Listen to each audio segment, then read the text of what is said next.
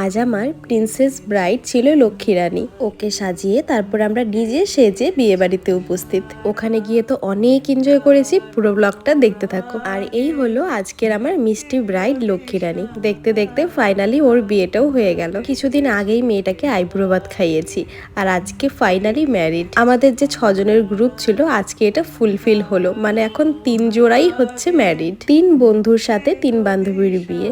কি মজার না ব্যাপারটা। এখন ওকে সম্পর্কে আমি বন্ধুর বউ বলবো, বৌদি বলবো না বান্ধবী বলবো, এটাতেই কনফিউজ। যখন যেটা মনে পড়বে সেটাই বলবো। আজ হলো ওর রিসেপশন, আর ওর রিসেপশনে আমাকে অনেক আগে থেকেই বলে রেখেছে যে রিমি আমি তোমার কাছেই সাজবো। ওই সাজবো ওই পর্যন্তই কথা, এরপরে আর কোনো রকম ডিসকাশন হয়নি যে কি পরবে, কিরকম জুয়েলারি পরবে। শুধু এটা জানতাম যে লেহেঙ্গা পরবে, কিরকম সাজবে এগুলো নিয়ে কোনো ডিসকাশনই হয়নি।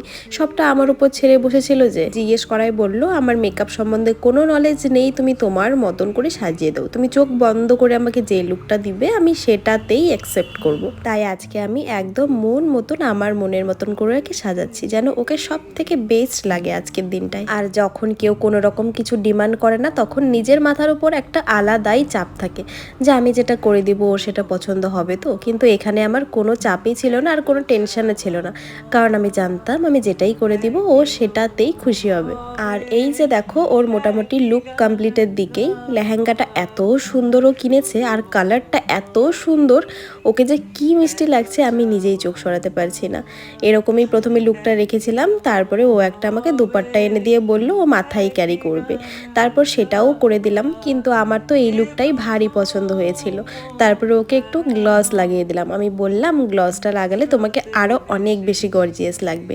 আর এই হলো ওর ফাইনাল লুক। দুপাট্টাটা দেওয়াতেও কিন্তু ওকে ভীষণ সুন্দর লাগছে। আমি তো এখনই চোখ সরাতে পারছি না, জানি না তোমাদের কাছে কেমন লাগছে, কিন্তু আমার নিজের কাছেই এই কাজটা করে আমি ভীষণ স্যাটিসফাই। আর আজকের ওর মেকআপটা কিন্তু আমি আলট্রা এইচডির মধ্যে করেছি। আর তোমরা তো সবাই জানো এইচডি মেকআপের থেকে আলট্রা এইচডির গ্লোটাও কত ভালো আসে, আর এটার ফিনিশিংটাও ভীষণ সুন্দর আসে।